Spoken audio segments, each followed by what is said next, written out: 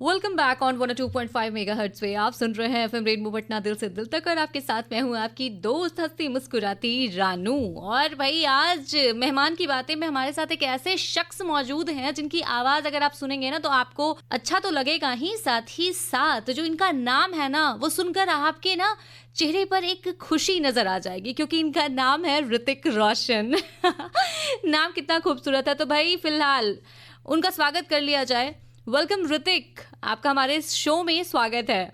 बहुत बहुत शुक्रिया मैम। अच्छा ऋतिक, आपको पता है कि कल मैंने ना अपने पूरे शो में लगभग पॉलिटिक्स के बारे में बातचीत की और व्हाट अ कोइंसिडेंस कि आज मुझे एक ऐसे शख्स से मुलाकात हुई जो यंग होने के बावजूद पॉलिटिक्स में काफ़ी इंटरेस्ट रखते हैं क्योंकि आपने हाल ही में विकसित भारत युवा संसद 2025 है उसमें शिरकत की है। तो भाई ये जर्नी कैसे शुरू हुई और क्या आपका वाकई इस ओर दिलचस्पी है? जी, बेसिकली ये जो विकसित भारत युवा संसद है ये भारत सरकार द्वारा आयोजित करवाई जाती है मैम।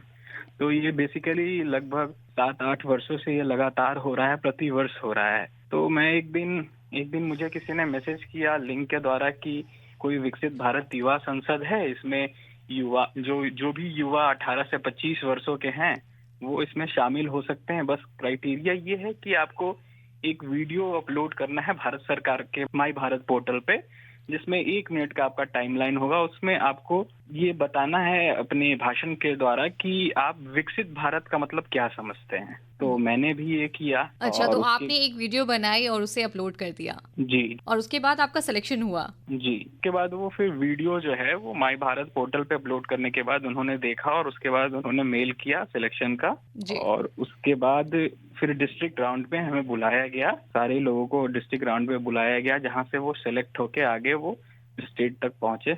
तो लगभग कितने बच्चे थे वहां पर? कितने युवा, जो युवा सांसद फ्यूचर के हमारे युवा सांसद, कितने सारे बच्चे वहां पे मौजूद थे? जी, चूंकि मैं पटना नोडल से मैंने अप्लाई किया था, तो पटना नोडल के अंतर्गत 4 जिला के वो स्टूडेंट आए हुए थे। एक पटना के, दूसरा नालंदा, तीसरा अरवल और चौथा जहानाबाद के।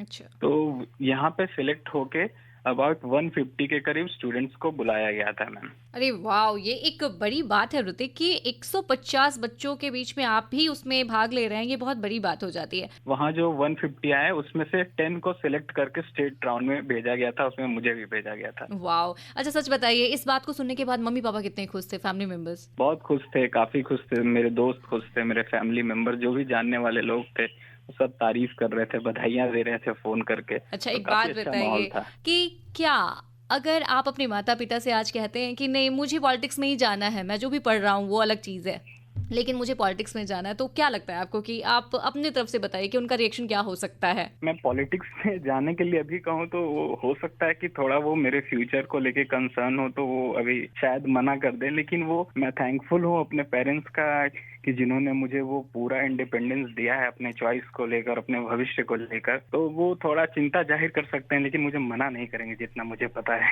जी हाँ, ये अच्छी बात है कि आप अपने पेरेंट्स को इतने अच्छे से जानते हैं कि आपको ऐसा फील हो रहा है कि नहीं आपके पेरेंट्स आपको बिल्कुल भी मना नहीं करेंगे। वैसे ऋतिक, आज की जनरेशन की अगर हम बातचीत करें, मैंने इसे अपनी बात में कल बहुत ज़्यादा ही लंबी जिक्र की है इस बारे में कि आज के युवा जो हैं वो बहुत सारे फील्ड में जाना चाहते हैं। चाहे वो अब एक ये क्राइटेरिया हट चुका है कि सिर्फ बिहार के बच्चे इंजीनियरिंग और मेडिकल की तरफ ही जाएंगे। आज बहुत सारी चीज़ें आ चुकी हैं, मास कम्युनिकेशन है, आज फिल्म, एक्टिंग और भी बहुत सारी चीज़ें हैं जहाँ पर बच्चे जा रहे हैं।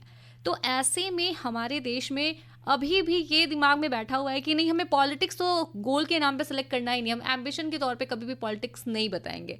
लेकिन जहाँ तक आपसे बातचीत हुई मेरी अभी तक, तो मुझे ऐसा लग रहा है कि पॉलिटिक्स को आप बहुत गलत नज़रों से नहीं देखते हैं। तो वैसे बच्चों के लिए जो पॉलिटिक्स को अपने करियर के ऑप्शन के तौर पे नहीं सेलेक्ट करना चाहते, उनके लिए आप क्या कहेंगे? जी, ये तो सकारात्मक नहीं है कि जो अभी के यूथ हैं वो पॉलिटिक्स में नहीं इंटरेस्टेड हैं। तो मेरा बस यही मानना है कि अगर आप पॉलिटिक्स में इंटरेस्टेड नहीं होगे तो पॉलिटिक्स भी आप में इंटरेस्टेड नहीं हो। जी हाँ, बहुत अच्छी बात आपने बताई। तो आपको पॉलिटिक्स में इंटरेस्टेड होना पड़ेगा, क्योंकि जब आपका शिक्षा क्या होगा, स्वास्थ्य क्या होगा, आपका एजुकेशन क्या होगा, रिसर्च क्या होगा, वो पॉलिटिक्स डिसाइड कर रही है। तो आपको अपना पॉलिटिक्स तो डिसाइड करना होगा। अगर आप पॉलिटिक्स नहीं भी डिसाइड कर रहे हैं तो कहीं ना कहीं ये भी एक पॉलिटिक्स है।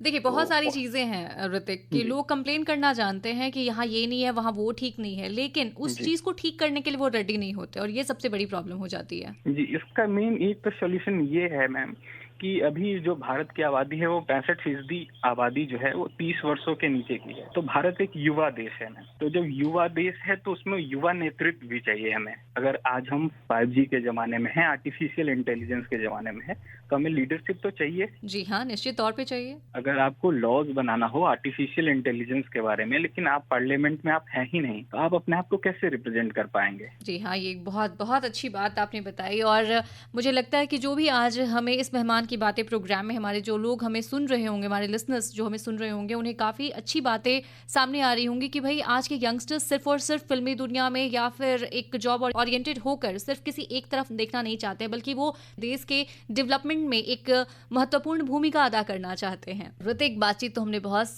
ज़्यादा कर ली और हमारे पास एक लिमिटेड टाइम है इस प्रोग्राम का और वो टाइम खत्म होने जा रहा है, लेकिन हमारा ये जो प्रोग्राम है वो बहुत ही ज़्यादा म्यूजिक को डिपेंडेंट है भाई। तो भाई बिना म्यूजिक के हम अपने लिसनर्स को ना एंजॉय नहीं करा सकते। तो बातें अपनी जगह है लेकिन एंजॉयमेंट अपनी जगह है। तो फिलहाल आप हमसे ज़रूर बताएं कि आप अपना कौन सा ट्रैक हमारे लिसनर्स के लिए प्ले करना चाहेंगे। ऐसे आमतौर पे तो म्यूजिक सुनता नहीं हूँ, अरे अरे काफी कम वाह सुनता वाह, हूँ। आज की जनरेशन और काफी म्यूजिक नहीं सुनती है, ये नहीं, बहुत मैं आश्चर्य वाली बात है। काफी कम सुनता हूँ, इसलिए मैं चाहूंगा कि मैम आप खुद सजेस्ट कर लें अपने ऑडियंस के लिए। ओके, तो मैं भाई लिसनर्स के लिए अपनी पसंद का ये जवाब मुझे बहुत बार मिला है और पता नहीं मैं जो ट्रैक प्ले करती हूँ वो पता नहीं आपको पसंद आता है या नहीं आता है, लेकिन फिलहाल ऋतिक आपने जो बातचीत की वो बहुत अच्छी बातें आपने बताई। तो फिलहाल मैं अपनी पसंद का एक ट्रैक आपके लिए प्ले कर रही हूँ and once again thank you so much Hrithik कि आपने हमसे बातचीत की।